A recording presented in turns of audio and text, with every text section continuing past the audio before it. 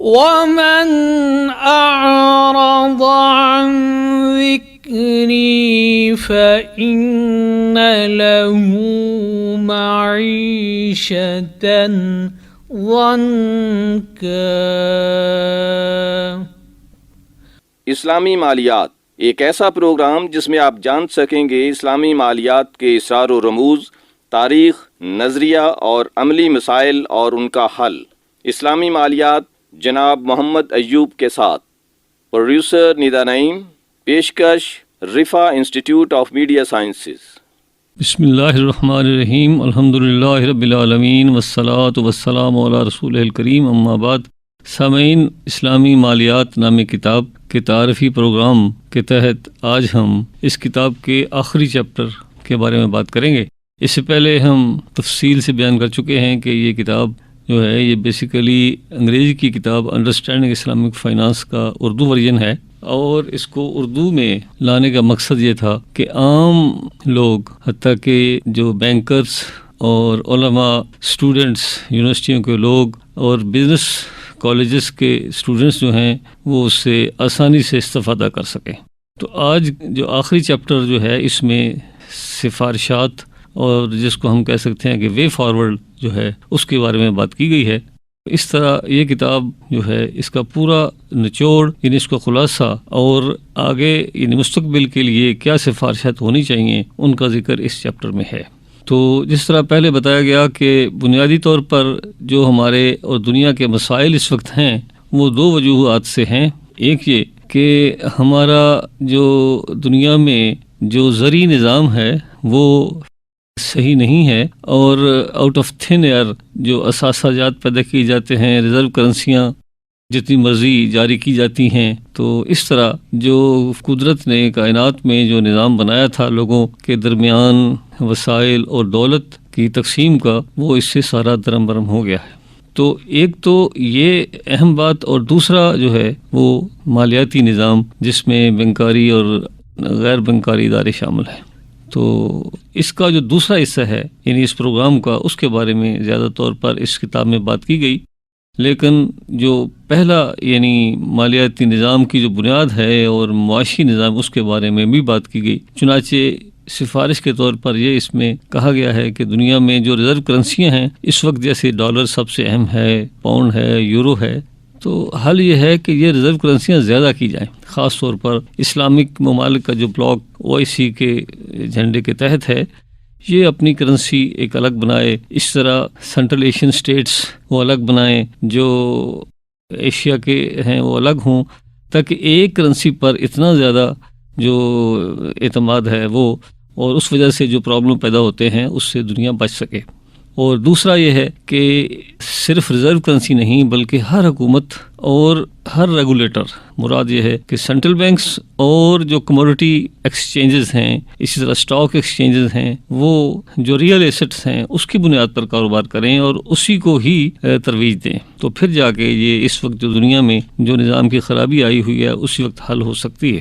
تو اس کتاب کا جو بنیادی موضوع تھا یعنی بینکاری نظام میں اصلاحات لانا اور اس کو اسلامی اصولوں کے تحت لانا، اس کے بارے میں زیادہ بات کی گئی ہے۔ اس کے لیے یہ ہے کہ کس طرح اس کو آگے بڑھایا جائے۔ تو سب سے اہم جو اس میں ایشو ہے وہ ہے شریعہ کمپلائنس، کہ اسلامی بینکاری کا مطلب یہ ہے کہ ایسی بینکاری، ایسی مالیاتی ثالثی جو اسلام کے اصولوں کے مطابق ہے۔ تو اگر یہ بزنس، یہ مالیاتی ثالثی اسلامی اصولوں کے مطابق نہ ہو تو پھر اس کے ہونے کا مقصد ہی فوت ہو جاتا ہے۔ تو سب سے پہلے تو اس کتاب میں یہ سفارش کی گئی ہے، اور سب سے اہم بات کہ اگر ہمارے ملک میں یا دنیا میں کہیں بھی الحمدللہ جیسے 1.2 ٹریلین سے زیادہ اثاثے کہا جاتا ہے کہ اسلامی بینکاری اور مالیات کے ہو گئے ہیں، تو اتنی ڈیولپمنٹ جو ہو رہی ہے 15-20% پر اینم، اس کا فائدہ تب ہے کہ یہ اسلام کے مالیاتی اور معاشی اصولوں کے مطابق ہو، اور اس کے مطابق پھر بنی نوع انسان کو، لوگوں کو، معاشرے کو اس کو واقعی فائدہ ہو۔ تو سب سے اہم بات یہ ہے کہ شریعہ کمپلائنس کا جو فریم ورک ہے اس کو کیسے بہتر بنایا جائے۔ چنانچہ اس کے لیے اس میں سفارشات کی گئی ہیں، اس چیپٹر میں بتایا گیا ہے کہ کس طرح یہ سسٹم جو ہے اس کو بہتر کیا جائے۔ تو اس کے بعد پھر آتا ہے کہ پریکٹیکلی آگے بڑھنے کے لیے سب سے اہم بات ہے کہ پروڈکٹ ڈیولپمنٹ، کسی بھی کاروباری ادارے نے کام کرنا ہے تو اس کے پاس اس کے ٹول ہونے چاہیے. تو بینکاری نظام کے ٹول اس کی پروڈکٹس ہیں، اور پروڈکٹس دو طرح کی ہیں. ایک ہیں فنڈ موبلائزیشن، جیسے ڈپازٹ کیسے لینے ہیں، اور دوسرا ہے کہ ان کو استعمال کیسے کرنا ہے، آگے لوگوں کو کیسے دینا ہے تاکہ اس سے اپنا بزنس کریں.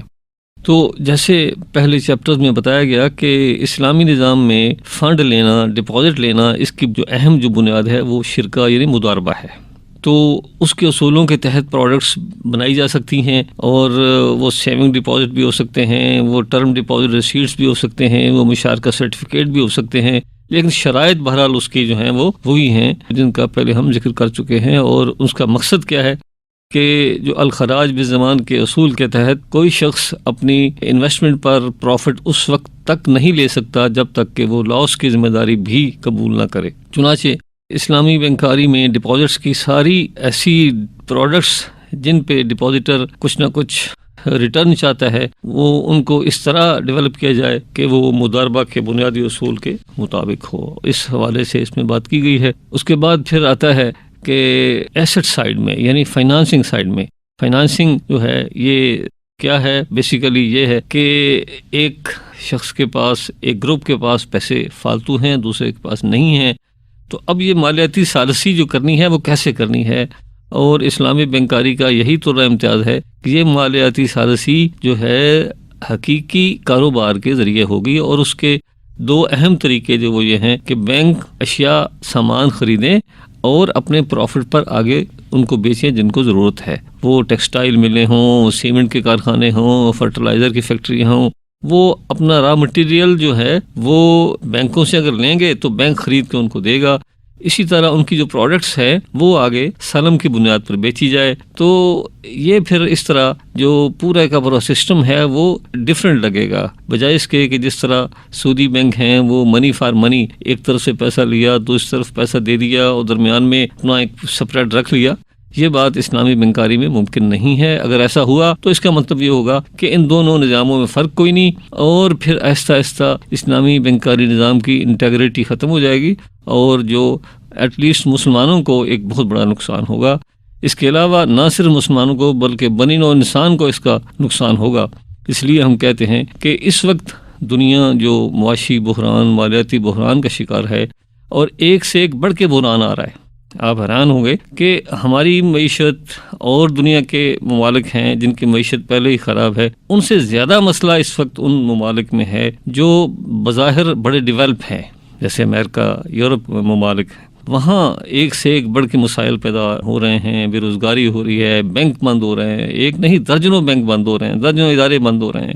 وجہ کیا ہے؟ وہی بنیادی جو شرائط ہیں اسلام کے معاشی اور مالیاتی نظام کی، وہ اس کو پورا نہیں کیا جاتا. اور سب سے شرائط وہی کیا ہے کہ ایک تو الخراج بالزمان، کہ جو کوئی بھی اپنی انویسٹمنٹ پر پروفٹ چاہتا ہے اس کو لاس بھی برداشت کرنا ہوگا. اور دوسری بات یہ کہ ریئل ایسٹس، حقیقی جو اثاثہ جات ہیں، ان کا کاروبار کرنا ہے. آپ ہوا میں یعنی نوشنل ایسٹس جو ہیں اس کی بنیاد پر ہیج فنڈ ہیں اور فارورڈ ہیں، فیوچرز ہیں، صرف کاغذوں پر ان کی لین دین ہوتا ہے، اور اس طرح کی صورتحال بنتی ہے. مثال کے طور پر میں ابھی جیسے کہ اس وقت دنیا میں جو ہم کہتے ہیں کہ اہم ضرورت ہے سارے ملکوں کی، لوگوں کی، وہ پیٹرولیم اور پیٹرولیم کی پروڈکٹس ہیں. ان کی اگر ٹوٹل جو ڈیمانڈ ہے وہ فرض کیا 1.2 ملین بیرل جو مجھے یاد ہے وہ پر ڈے ہے.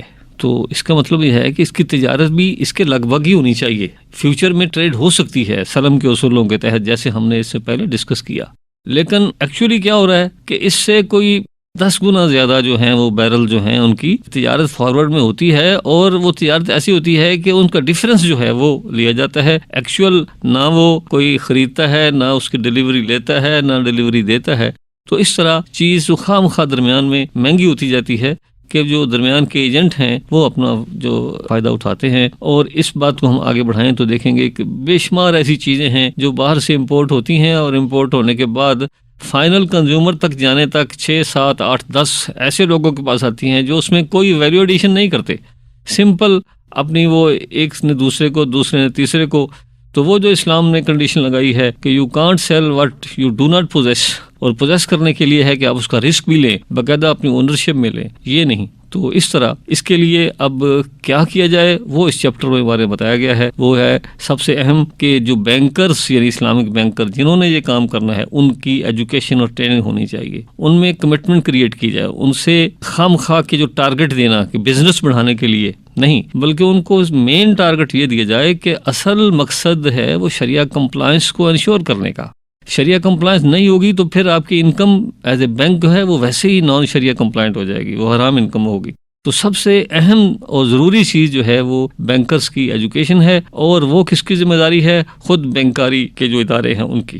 اسٹیٹ بینک یعنی جو ریگولیٹر ہے وہ مجبور کرے سارے بینکوں کو کہ ان کا ہر وہ آدمی جو اسلامک بینک میں کام کرتا ہے اس کے لیے لازمی ہو کہ وہ کوئی نہ کوئی ٹریننگ کا ایسا پروگرام اٹینڈ کرے جس سے اس کے جو شکوک و شبہات ہیں وہ ختم ہو جائیں اور وہ صحیح طریقے سے اسلامی بینکاری کو پریکٹس کر سکے. اس کے بعد دوسری اہم چیز جو ہے وہ product development on the basis of real principle ہے.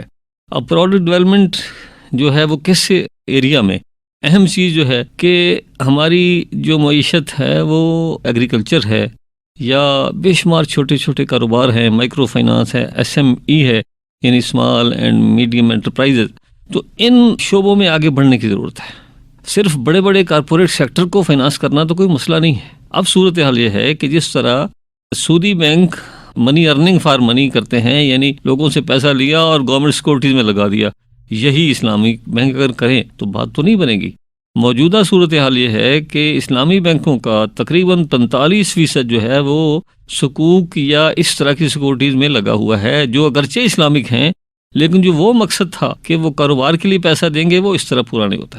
اب اس کے باوجود اگر اسلامک بینک یہ کہیں کہ ہمارے پاس لیکوڈیٹی بہت زیادہ ہے اور اس کے لیے مزید ہمیں دیں تو یہ بڑی عجیب سی بات لگتی ہے. ضرورت اس امر کی ہے کہ ان کی پروڈکٹس ایسی ہوں جو ایگریکلچر کو فائنانس کریں, جو ہاؤسنگ سیکٹر کو فائنانس کریں, جو چھوٹے کاروبار SME کو فائنانس کریں. اور یہی اصل میں سبب ہوگا اس بات کا کہ ہمارا بڑا سیکٹر جو ہے وہ ڈیولپ ہو. ایگریکلچر, لوگوں کو وافر چیزیں اچھی کھانے پینے کی ملیں, ہم ایکسپورٹ بھی کر سکیں, اور ایکسپورٹ پھر ہمارے پاس جیسے کاٹن ہے, یہ اس کی جتنی ایکسپورٹ ہیں یہ اسے فار ایکسچینج کی ارننگ ہو. تو ہمارے جو مسائل کافی حد تک تبھی حل ہوں گے جب ہم ان بنیادی سیکٹرز پہ کام کریں. اب صورتحال اس کا الٹ ہو چکی ہے کہ ایگریکلچر کنٹری ہونے کے باوجود ہماری ہر چیز جو ہے وہ باہر سے آ رہی ہے سوائے گندم کے. تو نتیجہ ظاہر ہے کہ ہمارا امپورٹ بل بہت بڑھ گیا ہے. تو اب حل یہی ہے کہ ریگولیٹر کے طور پر یہ انشور کرے اسٹیٹ بینک کہ اسلامک بینکس اپنا کاروبار ایگریکلچر سیکٹر میں بڑھائیں, مرابحہ اور سلم کی بنیاد پر اس کی جو پروڈکٹس ہیں وہ ڈیولپ کریں, اور جو لیکوڈیٹی مینجمنٹ کا جنہوں نے شور مچاتے ہیں جو اسلامک بینک, اس پہ ان کو یہ بتائیں کہ لیکوڈیٹی مینجمنٹ کا مطلب یہ نہیں ہے کہ آپ لوگوں سے زیادہ سے زیادہ پروفٹ یا ڈپازٹ لیتے جائیں اور وہ ڈپازٹ پھر آپ آگے ایون سودی بینکوں کو تورق کی بنیاد پر دیتے جائیں. نہیں. تو اس طرح اہم ترین بات یہ ہے کہ شریعہ کمپلائنس کو انشور کیا جائے اور حکومتی سطح پر پھر اس پورے نظام کی ہیلپ کی جائے. اور وہ ہیلپ اس طرح ہے کہ جو پبلک فائنانس یعنی بجٹری فائنانس ہوتی ہے, یعنی حکومت کو جو پیسے کی ضرورت ہے وہ بھی اسلامی طریقے سے سکوک سے اور اس کے صحیح پروسیس سے پورے کرے.